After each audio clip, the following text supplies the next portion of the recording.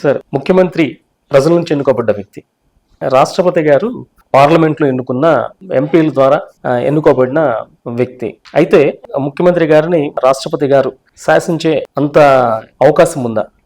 చాలా చక్కటి ప్రశ్న వేశారు. ఇవాళ భారతదేశాన్ని పట్టి పీడిస్తున్నటువంటి రాజ్యాంగ అజ్ఞానం అనేటువంటి సముద్రంలో మునిగి తేలుతున్నాం మనం నిజంగా చెప్పాలంటే. మీరు ఒక ప్రశ్న వేశారు, ముఖ్యమంత్రి ప్రజల నుంచి వచ్చిన మనిషి కదా, ప్రజలు ఎన్నుకున్నారు కదా అని. ముఖ్యమంత్రి ఎన్నిక, డైరెక్ట్ ఎన్నిక భారత రాజ్యాంగంలో ఉందా? ముఖ్యమంత్రికి ఎప్పుడైనా ఓటేశారా మీరు? లేదండి. లేదు. మరి ఎలా అంటున్నారు ముఖ్యమంత్రి ప్రజల నుంచి వచ్చిన వాడని? కొణిజేటి రోషే గారిని ఎవరు ఎన్నుకున్నారు? ఎమ్మెల్యేలు. ఆయన ముందు ఎమ్మెల్సీగా నామినేట్ అయితే ఎమ్మెల్యేలు ఎన్నుకున్నారు. ఇప్పుడు ఇట్లాగా నామినేటెడ్ ఎమ్మెల్యేస్ ప్రీవియస్ టర్మ్లో మీకు బీహార్ నితీష్ కుమార్ కానీ, మమతా బెనర్జీ కానీ, యోగి ఆదిత్యనాథ్ కానీ, ఉద్ధవ్ ఠాకరే కానీ, వీళ్ళందరూ కూడా నామినేటెడ్ ఎమ్మెల్సీలు. ఎవరు నామినేట్ చేశారు వీళ్ళని? గవర్నర్ నామినేట్ చేశాడు. మరి ప్రజల నుంచి వచ్చాడంటారేంటి? కాదండి, ఆ తర్వాత ఎమ్మెల్యేలు ఆయన్ని ఎన్నుకున్నారు కాబట్టి ముఖ్యమంత్రి అయ్యాడండి, అధికారం వచ్చింది అని మీరు అంటారు. మరి ముఖ్యమంత్రిని ఎమ్మెల్యేలు ఎన్నుకుంటే రాష్ట్రపతిని ఎవరు ఎన్నుకున్నారు? సేమ్ ఎమ్మెల్యేలే. భారతదేశంలో ఉన్నటువంటి అందరూ ఎమ్మెల్యేలు, లోక్సభ సభ్యులు, రాజ్యసభ సభ్యులు, ఈ ముగ్గురిని కలిపి ఎలక్టోరల్ కాలేజ్, ఈ ముగ్గురు కలిసి రాష్ట్రపతిని ఎన్నుకున్నారు. అందులో విప్పు కూడా జారీ చేయడానికి వీల్లేదు. అసెంబ్లీలో మెజారిటీ ఉన్నవాడు ముఖ్యమంత్రి అవడం, లోక్సభలో మెజారిటీ ఉన్నవాడు ప్రధానమంత్రి అవడం పాకిస్తాన్ రాజ్యాంగం ఆర్టికల్ 91 మరియు 130లో ఉన్నాయి. భారత రాజ్యాంగంలో లేవు. ఇంకా ఇంతకన్నా దుర్మార్గమైన పని ఏమిటంటే, సరే మీకు ఒక ముఖ్యమంత్రికి 60 మంది ఎమ్మెల్యేలు సపోర్ట్ చేస్తే మీకు అద్భుతమైన అధికారం వచ్చేసిందని మీరు అనుకుంటున్నారు. 60 మంది ఎమ్మెల్యేలు సపోర్ట్ చేసింది. నన్ను 4200 మంది ఎమ్మెల్యేలు, 775 మంది పార్లమెంటు మెంబర్లు కలిసి రాజ్యాంగబద్ధంగా ఎన్నుకున్నారు. నాకు పవర్ రాదా? నిన్ను 60 మంది ఎమ్మెల్యేలు ఎన్నుకుంటే నీకు పవర్ వచ్చింది. 5000 మంది ఎన్నుకున్నా నాకు రాదట. పైగా ముఖ్యమంత్రి ఎన్నిక, ప్రధానమంత్రి ఎన్నిక భారత రాజ్యాంగంలో లేవు. ఇవి పాకిస్తాన్ రాజ్యాంగం ఆర్టికల్ 91 మరియు 130లో ఉన్నాయి. అలాగే చట్టసభల్లో మెజారిటీ కోల్పోతే అవిశ్వాస తీర్మానం ద్వారా ముఖ్యమంత్రి, ప్రధానమంత్రి పదవులు కోల్పోవటం అనేది పాకిస్తాన్ రాజ్యాంగం ఆర్టికల్ 90 మరియు 130 క్లాస్ 5లో ఉన్నాయి. ఈ అవిశ్వాస తీర్మానం ద్వారా పదవి పోవటం కానీ, మెజారిటీ ద్వారా పదవి రావటం భారత రాజ్యాంగంలో ఎక్కడైనా ఉందని ఎవరైనా చూపిస్తే సభాముఖంగా పాదాబంధనం చేస్తారు. సాక్షాత్తు 140 కోట్ల మంది ప్రజల సాక్షిగా ఇంతటి ప్రజాస్వామ్య హననం జరుగుతున్నది.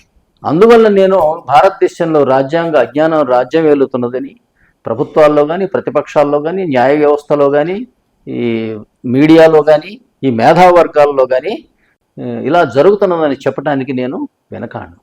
మీకు మరి ఇటువంటి సంఘటన ఎలా జరిగింది? మీకు ఈ ముఖ్యమంత్రి, రాష్ట్ర ప్రధానమంత్రుల పరిపాలన అసలు ప్రారంభం ఎలా అయింది అంటే మీకు ఒక చక్కటి ఉదాహరణ చెప్తా. మీకు 1947లో స్వాతంత్రం వచ్చింది. అప్పుడు రాజ్యాంగం ఉందా? లేదు. రాజ్యాంగం 1950లో వచ్చింది. అందువల్ల 1947లో ఏం చేశారంటే, సేమ్ బ్రిటిష్ సిస్టంలో లార్డ్ మౌంట్ బ్యాటన్ నెహ్రూ గారిని రాజ్యాంగ సభలో మెజారిటీ ద్వారా ప్రధానమంత్రిగా ప్రమాణ స్వీకారం చేయించారు. అప్పటికి ఎన్నికలు లేవు.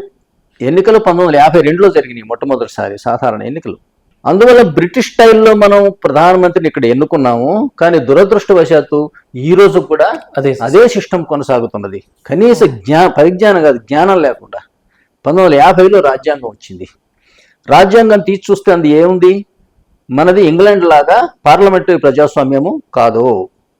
మనది అమెరికా లాగా అధ్యక్ష తరహా ప్రజాస్వామ్యం. కారణం ఏంటంటే, మీకు ఇంగ్లాండ్లో ఎన్నికైన అధ్యక్షుడు ఉండడు, ఓన్లీ వంశపారంపర్యంగా వచ్చే రాజుగారు ఉంటాడు. కానీ ఎన్నికైన ప్రధానమంత్రి ఉంటాడు. అది ఇండైరెక్ట్ ఎన్నికే. అది పార్లమెంటు మెంబర్లు, ప్రజలు పార్లమెంటు మెంబర్లు ఎన్నుకున్నారు. పార్లమెంటు మెంబర్లు ప్రధానమంత్రిని ఎన్నుకున్నారు. ఆయన పరిపాలన చేస్తాడు. ఆయనది ఇండైరెక్ట్ ఎన్నికే, ఆయనకు అధికారం వస్తుందట.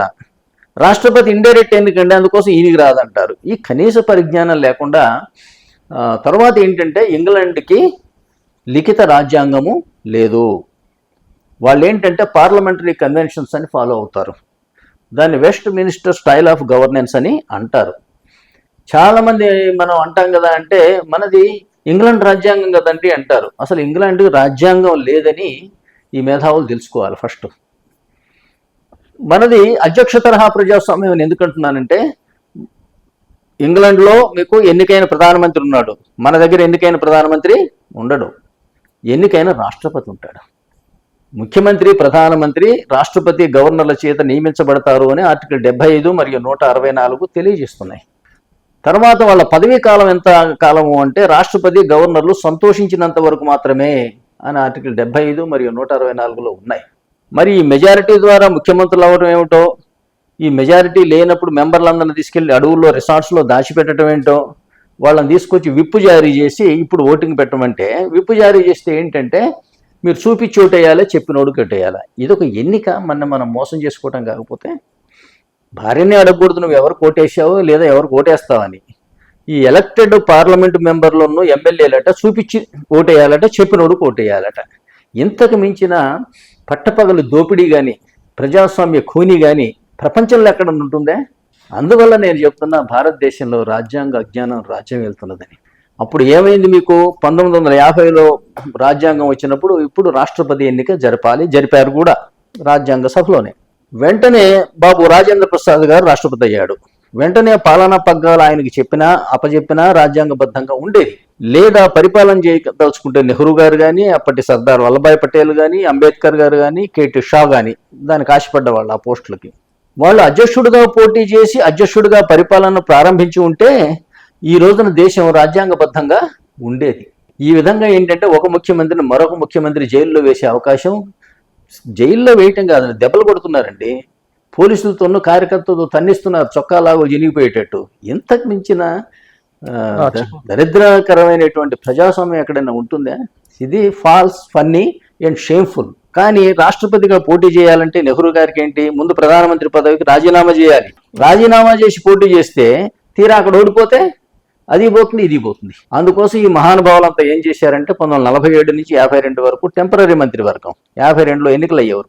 ఎవరి పదవి పోకుండా వీళ్ళు ఒక ఆలోచన చేశారు కదా అంటే బాబు రాజేంద్ర ప్రసాద్ గారిని కన్సెన్సస్ క్యాండిడేట్గా నిలబెట్టారు. ఆయన 70% ఓట్లతోటి గెలిచాడు. ఆ కృతజ్ఞతతోటి ఆ మహానుభావుడు రాష్ట్రపతి భవనానికి పరిమితం అయ్యి ప్రధానమంత్రి ఏది పంపిస్తే అది సంతకం పెట్టి, భక్తాంజనేయం సంతకం పెట్టి స్టాంప్ వేసి బయటికి పంపించి, రాష్ట్రపతి అంటే రబ్బర్ స్టాంప్ బిరుదు మనకు మొదటి రాష్ట్రపతి సంపాదించి పెట్టాడు. అందుకు మన మొదటి ప్రధానమంత్రి దోహదం కూడా చేశారు. అది వారిద్దరూ మనకి ఇచ్చినటువంటి గొప్ప వరం. ఆ సిస్టమ్ ఏంటంటే ఈ రోజు వరకు కొనసాగుతున్నది. కానీ ఈ విధానంలో తప్పుంది అనే సంగతి నెహ్రూ ఫ్యామిలీకి తెలుసు. 1947 నుంచి 77 వరకు 30 సంవత్సరాల పాటు అదే రాజకీయ పార్టీ, అదే కుటుంబం పరిపాలించడం వల్ల ఏమైంది అంటే ఈ రాజ్యాంగ విరుద్ధ విధానం అనేది ఒక చట్టబద్ధత సంతరించుకుంది. దీనికి నిజంగానే చట్టబద్ధత కల్పించడం కోసం నెహ్రూ గారి కుమార్తె ఇందిరాగాంధీ గారు తండ్రికి నివాళిగా 1976లో 42వ రాజ్యాంగ సవరణ ద్వారా ఆర్టికల్ 74కి సవరణ చేశారు. ఏం చేశారు అంటే మంత్రిమండలి సలహా రాష్ట్రపతికి శిరోధార్యము. మంత్రిమండలి సలహా ఇస్తే వారు పాటించి తీరాలి. కాకపోతే ఒక్కసారి సబ్మిట్ చేయొచ్చు, మరొక్కసారి రీకన్సిడర్ చేయండి అని. మళ్ళీ అదే సలహా ఇస్తే మాత్రం పాటించి తీరాలి. ఇది 1976లో 42వ రాజ్యాంగ సవరణ ద్వారా జరిగింది. ప్రేక్షకులకు నా మనం ఏంటంటే మీరు గమనించండి, 1976లో ఈ మాట చేర్చారు అంటే అంతకు ముందు లేదని మీరు గమనించండి. కానీ ఈ మాట ఎంత తప్పు మాట, ఇన్ని కోట్ల మేధావులు ఇది గమనించకుండా ఎలా ఉన్నారో చూడండి. అన్ని అధికారాలు మీవే, కానీ మీరు నేను చెప్పినట్టు చేయాలి. ఈ మాటకి ఏమైనా అర్థం ఉందా? ఇది భాషకే అవమానం. మీకేమైనా అధికారం ఉన్నట్లా? నా మాట వినటం తప్పితే, నా మాట వినటం మీ బాధ్యత అయిందా, మీ అధికారం అయిందా? బాధ్యత. మా సలహాలే మీకు శిరోధార్యం అంటే ఇది భాషకే అవమానకరమైనటువంటి ఒక వాక్యం అది. అందువల్ల ఏమైందంటే ఎప్పుడైనా మా మాట మీరు వినాలని, ఎప్పుడైనా ప్రధానమంత్రి చెప్పిన మాట ఆయన వినాలని అన్నామో అనేసరికి మీరు కార్యనిర్వాహక వ్యవస్థని శూన్యం చేశారు. ఇంకెక్కడ ప్రజాస్వామ్యం? అందువల్ల ఏంటంటే 1950 నుంచి ఈ రోజు వరకు కూడా భారతదేశం అప్రజాస్వామ్యంగా ఉండిపోయింది.